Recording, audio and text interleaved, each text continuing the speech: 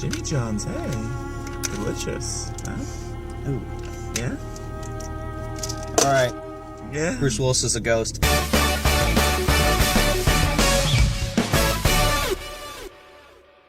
Spider-Man Homecoming. We just saw it, and we're sitting in a car, and we're doing our own version of the midnight screening. Suck it, Brad Jones. If you've ever known how a rotisserie chicken cooks, this is how it cooks in a car at 97 degrees. Shit.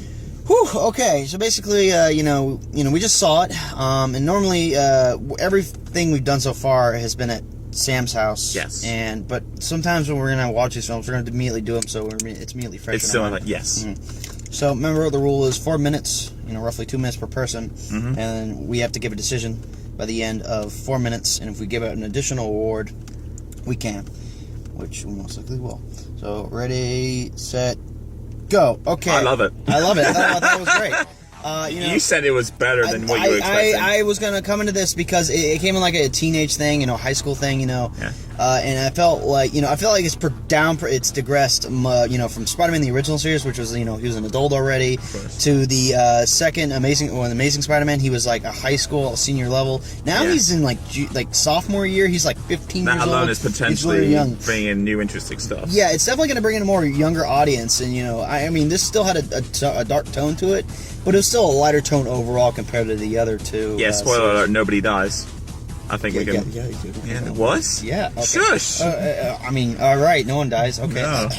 No. There's lots of references to other characters. It's very subtle, especially, mainly at the end. There was many subtleties that you have to pick up. You have to know about Sinister Six.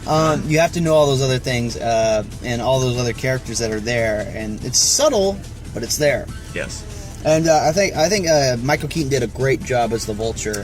He must be one of the most complex villains, not just in Spider-Man, but in the current Marvel he was also universe. very intimidating in this one too. I know. Did your heart skip a beat when Peter opened the door to expect his daddy? It was there. I honestly thought it was a different character in the movie who is like watching Spider-Man, who's away from this group, and so I always thought that's got to be like the daughter of like Vulture, because he says he's looking out for his family.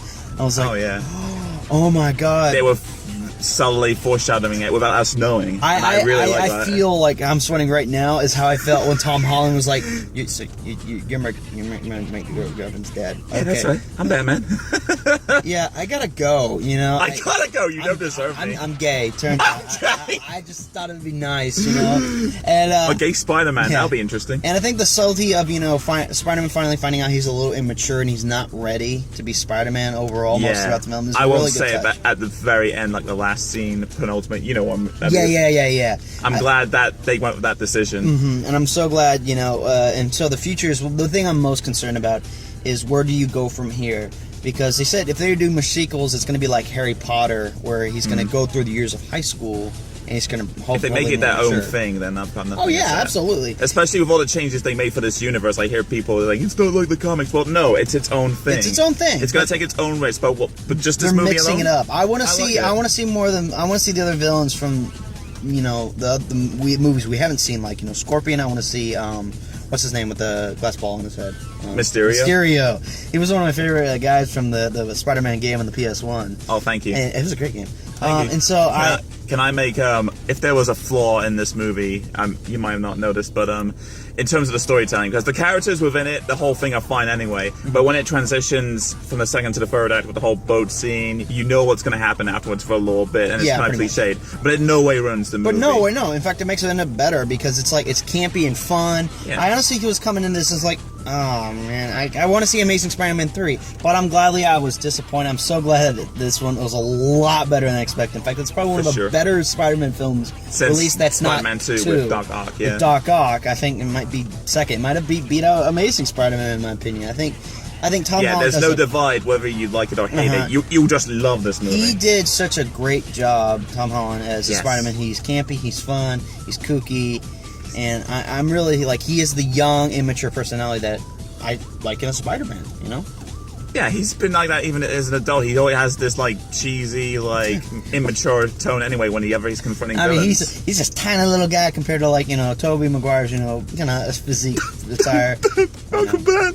Yeah, let's forget about Uncle Ben because he didn't even show up once in this film. I'm glad that they didn't take this route with the origin story.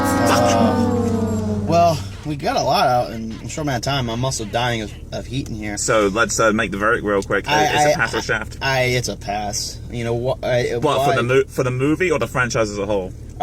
Well, I think overall, the franchise is always a pass. There's good things about Spider-Man 3. There's good things about Amazing Spider-Man 2. There's just issues with them, and so even issues with the first original one because it was so campy and the Green Goblin was a little silly. But I think overall, hey, Spider-Man, the entire series is definitely a pass.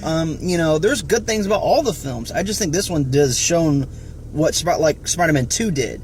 It's got a lot of good characters and build up, and it's a good Spider-Man. It's a good action film. It's got the shock moment where Vulture is the father of the lover. That blows your mind. So definitely, this movie is definitely a pass. There's no question about it. And so I think like Guardians of the Galaxy, I think this is another fallen suit. I think this deserves another Golden Kurt Russell Award. It's great. But he's not in this movie, though. It doesn't have to be. It's an award of pure badassery. You came into this movie and you know you're going to love it. Even if you don't like it as compared to the others, I agree. You're going to love it. Like you said, you're going to love it either way. You are going to love it. Because to me, Spider-Man is to me the Marvel what Batman is in DC anyway, so I find no faults with Spider-Man whatsoever. And this movie is proof of that. It is further proof, and he's also an American legend. Because they do show the American flag again. Yeah, a brief shot, but it's there. It's there in every single movie. For sure. God bless you, Spider-Man. God bless you, Spider-America. I mean, we could have a Golden Michael Keaton Award. Yeah, How about this? The Golden Person Award is like a testament of badassery. We have Kurt Russell in there as like a special bonus. How's it going? But here, Golden Michael Keaton Award. God bless you in the middle class man. Well, I guess we gotta watch Kung Fu Hustle. What the hell? This can't be a running thing where the next episode's going to be Kung Fu Hustle. I promise. So what are we watching next? The next movie, My Little Pony movie.